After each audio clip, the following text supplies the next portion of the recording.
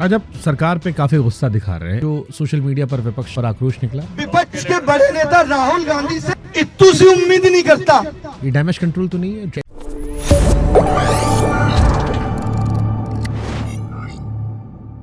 सरकार पे काफी गुस्सा दिखा रहे हैं। एक सवाल मेरे मन में आ रहा है, ये डैमेज कंट्रोल तो नहीं है जो सोशल मीडिया पर विपक्ष का आप पर आक्रोश निकला कि आप सरकार नहीं के बहुत फेवर कम में? निकला है। जो सरकार पे मैं यहाँ पे आवाज उठा रहा हूँ, इससे ज्यादा तो मैंने 2016 या 17 में पहला वीडियो बनाया था बेरोजगारी पे। तब लोग कह रहे थे मोदी जी अभी अभी आए हैं, तुम ऐसा कैसे बोल सकते हो। मैं तब से देख रहा था, मुझे लगता है कि बेरोजगारी को लेकर के मेरा विजन ज्यादा बड़ा था साहब से, कि मैं तब देख के बता दिया था। आज भी वीडियो पड़ा हुआ है, और उस टाइम ऐसे वीडियो ट्रेंडिंग में भी चले जाते थे, 3 नंबर पे ट्रेंड किया था। आज तो आप कैसा भी वीडियो बना लीजिए, ऐसा इतना रिपोर्ट होगा कि वो ट्रेंडिंग होगी नहीं। और मैं ट्विटर पे आई थिंक पहला ऐसा शिक्षक था जिसको ब्लू टिक ट्विटर ने दिया था। और मैं आप शुरू से लेकर के अब तक के ट्वीट देख लीजिए, मैंने हमेशा सरकार से सवाल पूछा है हर एक चीज पे। बट इस देश में शिक्षा को लेकर परसेप्शन क्यों चेंज हो गया? जैसे हम लोग छोटे थे तो मुझे याद है, कहते थे कि पढ़ोगे लिखोगे बनोगे नवाब।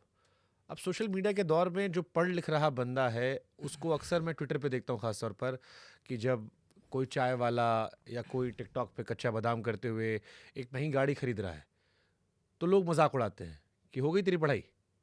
और ऐसे बहुत सारे अनगिनत लोग हैं। या कोई पत्थर ठोक के वीडियो बना रहा है, बिल्कुल, और उसके बाद सारे स्टार साथ घूम रहा है। बिल गेट्स को लेकर भी जब डॉली चाय वाला आया तो लोगों ने कहा कि तुम पढ़ते पढ़ते रह गए, तुम्हारी मुलाकात नहीं हुई, देखो कहाँ से कहाँ पहुंच गया। क्या वाकई में पढ़ाई लिखाई करके इंसान आज प्रैक्टिकली अगर मैं बात करूं आज के दौर में, तो अपनी जिंदगी उस स्तर पर ले आ सकता है जिस स्तर पर सोशल मीडिया पर नाच गाना, पत्थर बजाना, डांस करना, कपड़े कम करना या गाली देकर पहुंचना आसान है? मैं एक एक चीज पे दे दूं इनमें जवाब, जितनी चीजें आपने बोली। जैसे पत्थर बजाने वाली बात जो है, ये तो टेम्परेरी वायरलिटी है। ये तो रानू मंडल साहब की भी हुई थी, इसको मैं नहीं मानूंगा। कुछ लोग इसी चीज को क्या है परमानेंट बदल लेते हैं, कि अगर उनके अंदर दम होता है तो वो इसे कंटेंट की दिशा में ले जाते हैं। आपने फिर डॉली चाय वाले की बात कर ली या फिर किसी और चाय वाले की बात कर लें, तो ये कुछ ऐसे अपवाद भी होते हैं कि इंसिडेंट हुआ कि बिल गेट्स साहब आए और वो फेमस हो गया। अब मैं इस अपवाद को टारगेट बना लूं, ऐसा नहीं हो सकता। अपवाद देखिए इतिहास बनाता है। जैसे मैंने अब आप ये सोचें कि 10th क्लास में आपका एक वीडियो देखा, आपने उर्फी जावेद का जिक्र किया था। हाँ, कि मैं फेमस हुआ तो मैंने अपना, कम से कम मेरी किताब बिक रही है। आज वो भी अच्छा कर रही है, उसको भी बहुत सारे सीरियल्स में काम मिल रहा है, रियलिटी शोज में जा रही है, एक एक पोस्ट के स्पॉन्सर्स ले रही है, तो वो भी अच्छा कर रही है, वो भी अच्छे पैसे कमा रही है जैसे आप कमा रहे हो। क्योंकि आपने ये कहा था, मैंने एक वीडियो आपको देख रहा था, आपने उसमें कोट, एक नाम ले कोट कर दिया था ये। तब नहीं कमा रही होगी तो हाँ, ऐसा हो सकता है कि तब नहीं कमा रही होगी जब मैंने बोला होगा, 2-3 साल पहले की बात होगी। तो देखिए, आप फेमस हो गए, उसके बाद आप अगर अच्छा करने लगते हो तो कोई गलत नहीं है। कई बार ऐसा होता है कि लोग गलत चीज करके फेमस हो गए, लेकिन वो फिर अच्छा करने लगे तो ठीक है, लोग उनको जान गए, लेकिन ऐसे लोग बहुत कम हैं। मैंने वो अपवाद वाली बात इसलिए कही कि आप ये कह दो कि जी सचिन तेंदुलकर 10th फेल थे, क्रिकेटर बन गए। अब बच्चा सोच रहा है कि जी मैं 10th फेल हूंगा और मुझे क्रिकेटर बनना है, ऐसा नहीं हो सकता। प्राइमरी एजुकेशन जरूरी है, ये सब अपवाद हैं। 10th फेल कितने लोग क्रिकेटर बन गए। अच्छा, अगर इस देश में सारे लोग चाय वाले बन जाएं तो चाय कौन पिएगा? इस देश में सारे लोग क्रिकेटर बन जाएं तो कौन क्रिकेट देखेगा? मुद्दा इज दैट। और फिर ये देश चलेगा कैसे? आज क्रिकेटर से जो वो कमा रहा है, सरकार की कितनी रिस्पॉन्सिबिलिटी है, उससे जीएसटी भी वसूलना है, उससे इनकम टैक्स भी वसूलना है। हर कोई तो हर काम नहीं कर सकता ना। तो आज के यूथ को ये कहना कि तुम एंटरप्रेन्योर बनो, तुम भी चाय खोलो। आज सरकारी नौकरी की लोग इतनी तैयारी कर रहे हैं तो आसान है कि चाय बिक रही है, कल को सब चाय की दुकान खोल के बैठ जाएंगे तो कौन उनकी चाय पिएगा? और आप उस युवा, हम लोग यहाँ बैठ करके, इतनी बड़ी कुर्सी पे बैठ करके ये नहीं देख पाते हैं कि ये गांव में माँ बाप जिसके पास अपना खेत भी नहीं है, दूसरे की खेती करके किस तरीके से 2-4 हज़ार रुपये जमा करता है, और ये सोचता है कि इसकी कहीं नौकरी लग जाए सरकारी किसी विभाग में, छोटी मोटी भी टैक्स असिस्टेंट भी बन जाए तो शायद घर की स्थिति बदल जाएगी। हम यहाँ बैठे बैठे उस भारत को नहीं देख पाते। यहाँ बैठे बैठे सोशल मीडिया पे हमें सिर्फ ये बड़े बड़े चेहरे दिखते हैं। वो गरीबी, वो शायद गांव में जाके जो हम देख पाएं, महसूस कर पाएं, तब हमें पता चलेगा कि ऐसा नहीं है कि सब यही काम कर सकते हैं। यहाँ पे हर चीज़ की ज़रूरत है। यहाँ पे प्राइवेट इंडस्ट्री की भी ज़रूरत है, यहाँ पे सरकारी नौकरी की भी ज़रूरत है, सब कुछ, हर एक चीज़ की ज़रूरत है। कल को कौन टैक्स वसूलेगा? सब एक्टर बने घूम रहे हैं तो कैसे चलेगा देश? नहीं, बट मैं जो सवाल, मेरा कोर सवाल था कि एजुकेशन से उतनी जल्दी इंसान उतना राइज नहीं कर पा रहा जितना बाकी क्षेत्रों में कर जा रहा है। बिल्कुल, तो इसका जवाब तो मैंने आपको ये पहले ही दिया ये कि क्या एजुकेशन दुर्भाग्यपूर्ण सिस्टम का स्तर गिर गया। ये सरकार की जिम्मेदारी थी कि आप अच्छे स्किल डेवलप नहीं कर पाए। जैसे आज एक बच्चा जिंदगी भर खूब मेहनत करे, वो आईटी में सेलेक्ट हो जाए जी, एक नॉर्मल इन्फ्लुएंसर से, फिर भी वो कम पैसा कमा रहा है, तो क्या ये आने वाले टाइम में उसको डीमोटिवेट नहीं करेगा एक जनरेशन को कि यार मैं इतनी मेहनत करूं, मैं बहुत टैलेंटेड हूं, मैंने कई साल तक क्लास 10th 12th तक डेडिकेटेड रहा, मैंने तैयारी की, मैं आईटी में गया, मैंने वहां पर किया, बट मेरा पैकेज एक नॉर्मल इन्फ्लुएंसर के पैकेज से कम जा रहा है। देखिए, जो इन्फ्लुएंसर बन रहा है उसको भी ये बात नहीं पता थी कि वो इन्फ्लुएंसर बन जाएगा, उसने भी रिस्क लिया तो वो इन्फ्लुएंसर बन गया। तो ये उसके हक में है कि वो ऐसा करना चाहता है।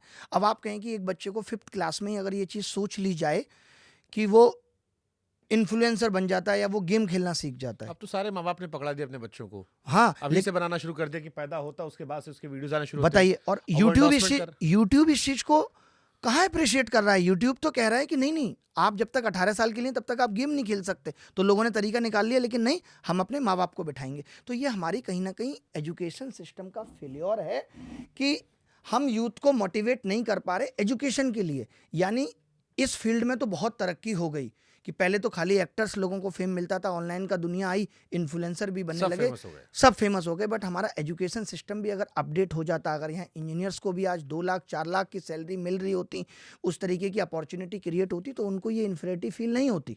तो ये जिम्मेदारी थी सरकार की। आप देखिए आर्टिकल, आई थिंक कौन सा आर्टिकल है, आर्टिकल 40, ये कहता है कि सरकार की जिम्मेदारी है right to work, opportunity create करना। ये सरकार की जिम्मेदारी है जो सरकार नहीं निभा रही है, क्योंकि सरकार भी इन्फ्लुएंसर से इतनी इन्फ्लुएंस हो गई है कि सरकार के आज हर मंत्री को भी इन्फ्लुएंसर बनना है। मजा आ रहा है सबको इसमें, Unfortunately, लेकिन हर मजा आने वाली चीज ठीक नहीं है। जो जिम्मेदारी जिसको दी गई है वही उस काम को करे तो बेहतर होगा। अनफॉर्चुनेटली सारे नेताओं को आज शायद यही करना है। सबको यही करना है, वही सबको पॉडकास्ट करना है। पॉडकास्ट में जवाब किसी भी बात का ठीक तरीके से नहीं देना। उनको ये है कि हम भी फेमस हो जाते हैं, फेमस होने की नहीं, आप दौड़ है। हमारे पॉडकास्ट देखे कई नेताओं के साथ। हाँ, आपने मैंने देखे, मैंने आप कुछ देखे हैं नितिन आपके गडकरी जी podcast। का देखेगा, अरविंद केजरीवाल का देखेगा, मोहन यादव जी का देखेगा।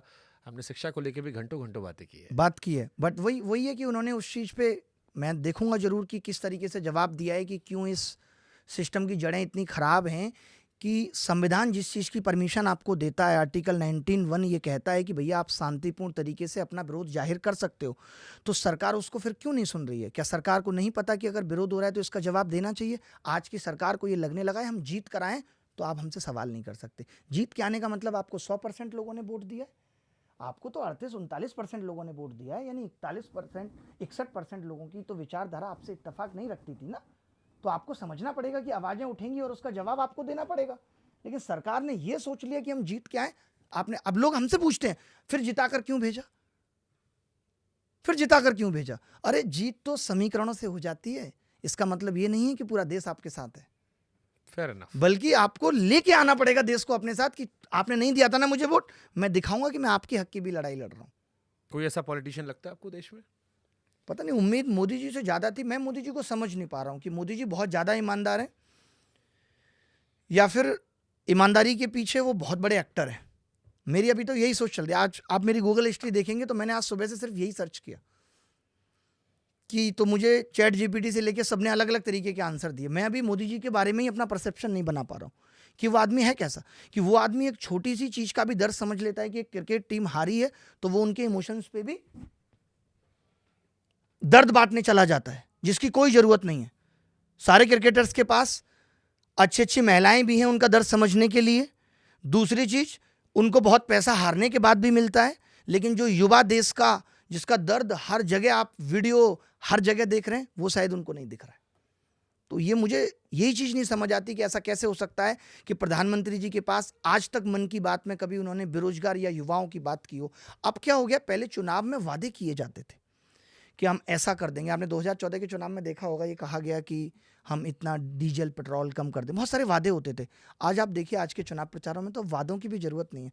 सरकार को ऐसा लगने लगा है कि अब हमें वादे करने की भी जरूरत नहीं है, अब तो सिर्फ हम बड़ी बड़ी 2-4 बातें कर लें, अच्छे से बोल लें, झूठ बोल लें, उसी में हमें वोट मिल जाएगा। तो ये कहीं ना कहीं जनता का भी फेल्योर रहा है। बट मैं इसे फेल्योर नहीं मानता, हमने आंख बंद करके भरोसा कर लिया और बहुत दिनों तक आवाज नहीं उठाई। हमें लगा इतना पुराना सिस्टम है, शायद मोदी जी को ठीक करने में टाइम लग रहा होगा। आज तो सोशल मीडिया का दौर है। अभी आपने देखा ऑपरेशन सिंदूर हुआ तो मोदी जी सारे नेताओं के साथ बैठ के बात कर रहे थे, चर्चा कर रहे थे। क्या ऐसी चर्चाएं महीने 2 महीने में एक बार सारे मुख्यमंत्रियों के साथ नहीं होनी चाहिए कि आपके स्टेट में कोई आवाज़ उठ रही है, बंगाल में आंदोलन हो रहा है, ममता जी क्यों हो रहा है, दीदी बताइए आप क्या शिकायत है लोगों की? ये तो प्रधानमंत्री जी का कर्तव्य है। इन सब चीज़ों के लिए उनके पास एकदम वक्त नहीं है, वो कभी नहीं लिखते। वो किसी दूसरे देश के प्रधानमंत्री का भी जन्मदिन उनको याद रहेगा, हर चीज़ होगी। अब ये आप कहोगे कि तो उनकी टीम करती है, उन्होंने लेकिन कहा है कि मैं खुद अकाउंट हैंडल करता हूँ। कई इंटरव्यू में उन्होंने बोला है कि मैं खुद देखता हूँ। कुछ करते होंगे बट लाजमी तो टीम ही करती है। हाँ, वही मैं तो, क्या टीम की ये जिम्मेदारी नहीं है कि, या उन्होंने ये टीम को कह रखा है कि देश में कुछ भी गलत हो रहा है तो मुझ तक नहीं पहुंचना चाहिए? तो अगर ऐसा बोला है तो ये भी गलत है। फेयर पॉइंट है।